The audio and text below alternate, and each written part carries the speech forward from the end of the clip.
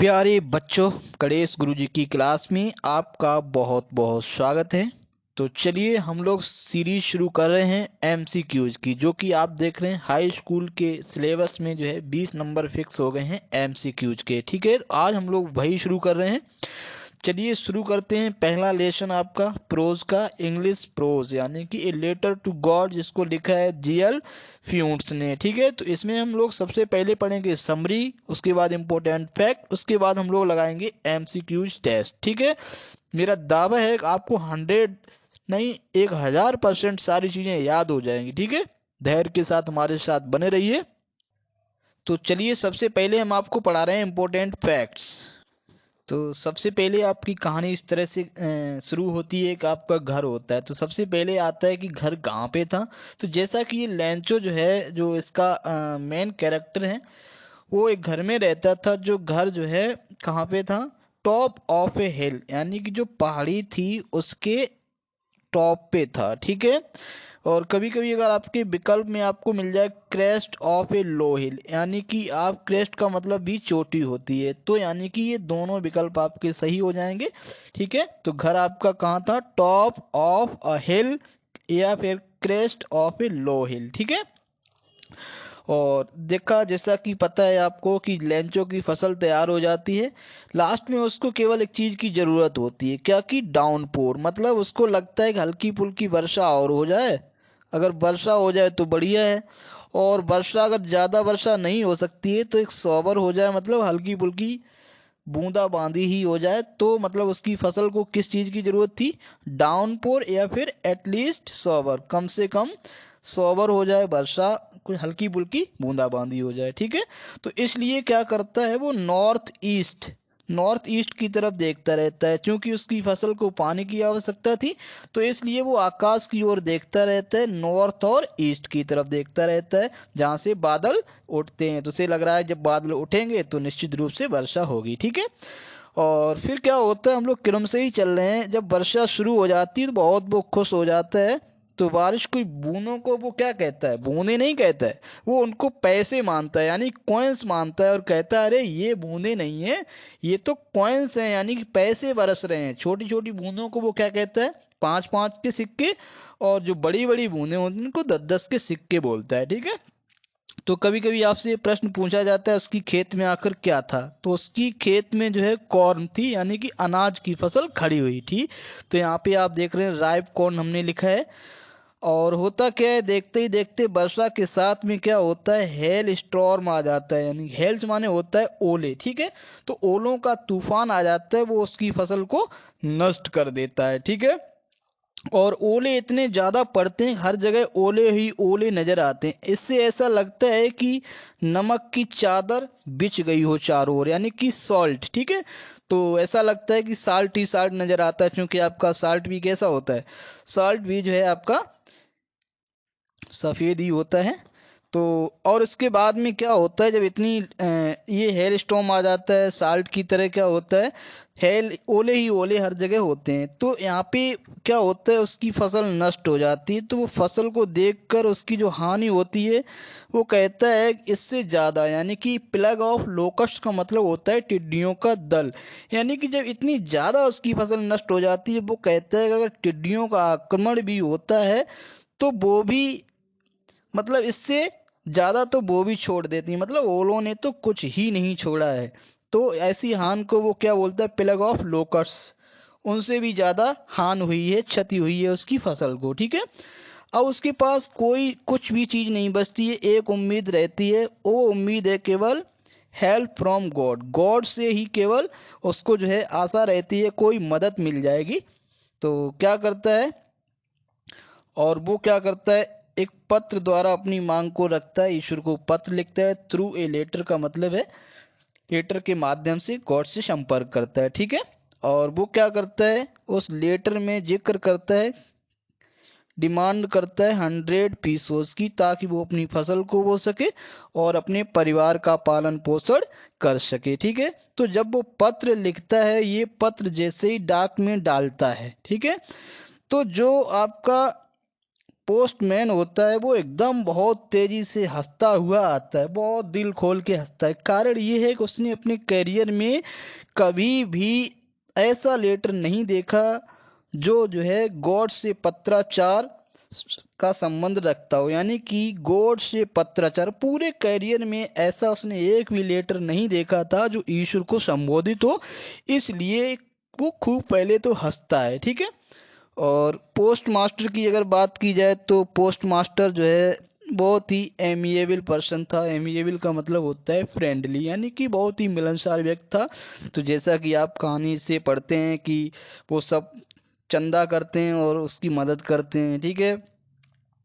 तो एक चीज और होती है, जब वो पत्र देखता है, लाओ पत्राचार देखो ईश्वर, तो ईश्वर में वो विश्वास दिखाने के लिए लोग क्या करते हैं, लाओ इसको हम जो है, जैसे ईश्वर ने लिखा है तो मान लो ईश्वर के माध्यम से हम इसको ऐसा पत्र लिख दें, ये भी समझ जाए जैसे ईश्वर ने इसका उत्तर दिया है। तो गॉड गॉड को फिर वो सोचते हैं लाओ इसमें क्या, पेपर और इंक की ही तो खर्चा है। लेकिन जब पत्र को खोलते हैं तो उसमें जो है क्या होती है, मनी की, यानी कि धन की जरूरत होती है। मनी से काम चलने वाला, यानी कि पेपर और इंक से कार चलने वाला नहीं होता है। तो वही पूछा जाता है कि पोस्ट मास्टर को पेपर और इंक के अलावा किस चीज की जरूरत थी, यानी कि पत्र का उत्तर देने के लिए उसे धन की भी आवश्यकता थी। ठीक है।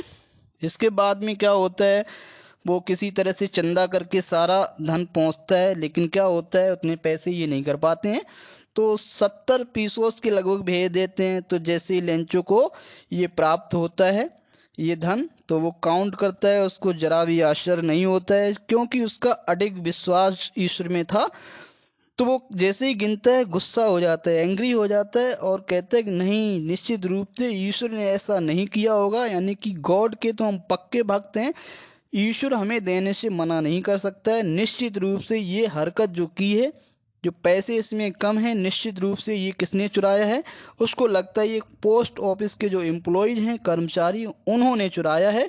इसलिए लास्ट में उनको क्या कहता है, बंच ऑफ क्रुस कहता है कि ही सर बचा हुआ पैसा हमें भेज दो। यानी दूसरी बार ये पत्र लिखता है और कहता है कि बचा हुआ धन भेज देना, लेकिन इस बार जो है मेल यानी कि डाक खाने से मत भेजना, क्योंकि यहाँ के तो कर्मचारी बंच ऑफ क्रुप्स यानी कि बेईमानों का झुंड है। तो यहाँ पे आपकी कहानी खत्म हो जाती है। चलिए अब हम लोग लगाने वाले हैं एमसीक्यू, जो आपको 100% याद हो चुके हैं, कोई दिक्कत नहीं है। ठीक है। तो देखिएगा पहला question, where was Lencho's house situated. तो लेंचो का घर कहाँ, सिचुएटेड का मतलब होता है स्थित। तो लेंचो की अगर घर की हम लोग बात कर रहे हैं तो आपने पढ़ा है उसका घर कहाँ पे सिचुएटेड था, स्थित था।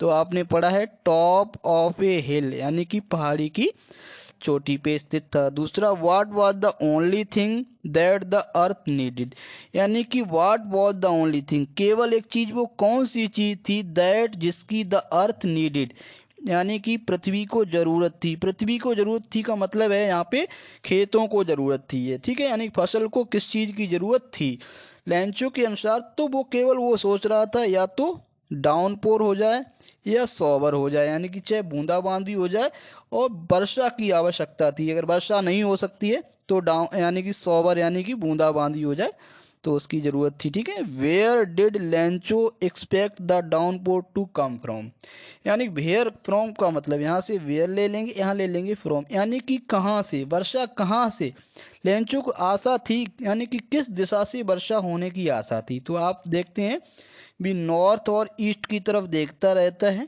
तो वहां से बादल उठते हैं, तो वो सोचता है कि नॉर्थ ईस्ट से ही लेंचो को आशा थी काय की, वर्षा की। तो ये भी आपका क्लियर हो रहा है।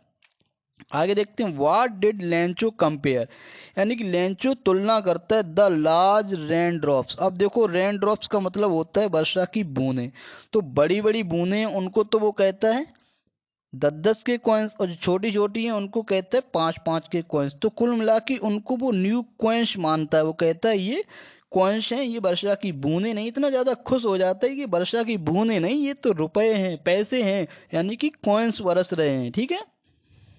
देखिए कभी कभी बच्चे सिल्वर कॉइन्स में कंफ्यूज हो जाते हैं। तो सिल्वर कॉइन्स क्या होता है, जो हेल स्टोर में यानी कि हेल स्टोन स्टोन जो होते हैं, हेल स्टोन मतलब जो ओले होते हैं उनको सिल्वर कॉइन्स के कैटेगरी में आप एक जगह पढ़ते हैं। लेकिन यहाँ पे देखो रेन ड्रॉप्स को आप कहाँ से रखेंगे, यहाँ पे न्यू कॉइन्स ध्यान रखेंगे, ठीक है। जब हेल स्टोन की बात होगी तो हम लोग सिल्वर कॉइन्स एक बार विकल्प में देख सकते हैं, लेकिन ध्यान भी रखना है रेन ड्रॉप्स कहाँ किससे रिलेट करेंगे इसको, न्यू कॉइन से, ठीक है। आगे बढ़ते हैं। अब देख रहे हैं यहाँ पे which crop was growing on Lencho's fields, यानी कि बिच क्रॉप कौन सी फसल, ठीक है, वॉज ग्रोइंग उगी हुई थी, कहाँ पे उगी हुई थी, लेंचो के खेतों में, यानी कि लेंचो के खेतों में कौन सी फसल खड़ी थी, आपको पता है उसके खेत में अनाज की फसल खड़ी हुई थी, तो कॉर्न, यानी कि ये ऑप्शन सही हो जाएगा। व्हाट डिस्ट्रॉयड, डिस्ट्रॉयड का मतलब होता है नष्ट करना, तो यानी कि व्हाट डिस्ट्रॉयड किस चीज ने नष्ट कर दिया था, लेंचोज फील्ड्स लेंचो के खेतों को किसने नष्ट कर दिया था, तो आपको पता है उसकी फसल हेल स्टॉर्म यानी कि ओलों के तूफान ने नष्ट की थी, ठीक है। तो बी ऑप्शन आपका सही है। द फील्ड यानी कि जो खेत था, लुक्ड दिखता था, कैसा दिखता था, एज इफ का मानो इट वर कवर्ड, मतलब ज्यादा ओले पड़े थे तो ऐसा दिख रहा था कि मानो काय से ढक गया हो, नमक की परत चढ़ गई हो, खेत ऐसे दिख रहे थे जैसे नमक ही नमक हो, यानी कि नमक की चादर बिछा दी हो, तो ऐसा दिख रहा था, ठीक है। तो यहाँ सॉल्ट हो जाएगा। लेंचो कंपेयर्ड, अब लेंचो क्या करता है, जो डैमेज होती है उसकी फसल जो नष्ट होती है उस कितनी हानि होती है, इसकी तुलना किससे करता है, वो यही कहता है कि जब प्लग्स का अटैक होता है, यानी कि लोकस्ट लोकस्ट जब अटैक करती हैं, प्लग ऑफ लोकस्ट का मतलब टिड्डियों का दल भी इससे ज्यादा छोड़ देता है, यानी कि बहुत ज्यादा हानि हुई है, तो प्लग ऑफ लोकस्ट के अटैक से भी ज्यादा हानि हुई है, तो वो यहाँ पे आपका ऑप्शन सही हो जाएगा, प्लग ऑफ लोकस्ट। अगला देखते हैं, what was the only hope, यानी कि केवल एक आशा, ओनली होप लेफ्ट बची हुई थी in the hearts of Lencho's family, यानी कि लेंचो के परिवार के जो सदस्य थे, यानी कि लेंचो के परिवार को केवल एक ही उम्मीद बची थी, वो उम्मीद थी हेल्प फ्रॉम गॉड, यानी कि ईश्वर से मदद की उम्मीद बची हुई थी, ठीक है। How did Lencho decide to contact his last resort, यानी कि लास्ट में वो क्या करता है, ईश्वर से कांटेक्ट करने का, यानी कि कोई और माध्यम नहीं होता है बल्कि दूसरा पत्र लिखता है, तो आप समझ गए, थ्रू अ लेटर, लेटर द्वारा ही कांटेक्ट करने का प्रयास करता है, ठीक है। यानी कि दूसरी बार भी उसने लेटर ही लिखा था ईश्वर को, ठीक है। How many money did Lencho ask for, अब आपको पता है लेंचो ने अपने परिवार के पालन पोषण और नई फसल बोने के लिए 100 पीसोस की डिमांड की थी, ठीक है। आगे बढ़ते हैं। यहाँ पे देख रहे हो, what was the immediate reaction of postman, यानी कि पोस्टमैन को हमने आपको बताया था क्योंकि उसने अपने करियर में कोई भी ऐसा लेटर नहीं देखा था जो ईश्वर को एड्रेसित किया गया हो, ईश्वर के साथ पत्राचार किया गया हो, तो वो सबसे पहले क्या करता है, हंसता है बहुत ज्यादा, यानी कि लाफ्ड होल हार्टेडली, बहुत दिल खोल के हंसता है, तो आपका ए ऑप्शन सही हो जाएगा। The post master was a fat amiable man, तो एमिएबल का मतलब क्या होता है, यानी कि जो पोस्ट मास्टर था बहुत ही मिलनसार व्यक्ति था, यानी कि फ्रेंडली था, बहुत ही मित्रवत था, तो इसका सी ऑप्शन सी हो जाएगा। अगला देखिए, what else did reply demand, यानी कि व्हाट एल्स किस अन्य चीज की जरूरत थी, काय के लिए, डिमांड अपार्ट फ्रॉम गुडविल, यानी कि सद्भावना, इंक या पेपर, इनके अलावा कौन सी चीज की जरूरत थी, यानी कि पत्र का रिप्लाई, यानी कि पत्र का उत्तर देने के लिए, तो वहां पे हमने आपको बताया है केवल कलम या कॉपी या पेन इंक की जरूरत नहीं थी बल्कि मनी की भी आवश्यकता थी, धन की भी आवश्यकता थी, क्योंकि लेंचो ने उसमें धन की मांग की थी, ठीक है। What did Lencho think of the post employees, तो जैसा कि उसको धन कम मिलता है, 70 पीसोस मिलते हैं, तो उसे लगता है कि ये धन जो डाक के एम्प्लॉय हैं, पोस्ट ऑफिस के एम्प्लॉय हैं, उन्होंने चुरा लिया है, तो उन्हें लगता है कि ये बंच ऑफ क्रुप्स है, बेईमानों का झुंड है, ठीक है। तो आपका लास्ट वाला ये ऑप्शन सही हो जाएगा, ठीक है। इसमें हम लोग इतना ही पढ़ेंगे, फिर मिलेंगे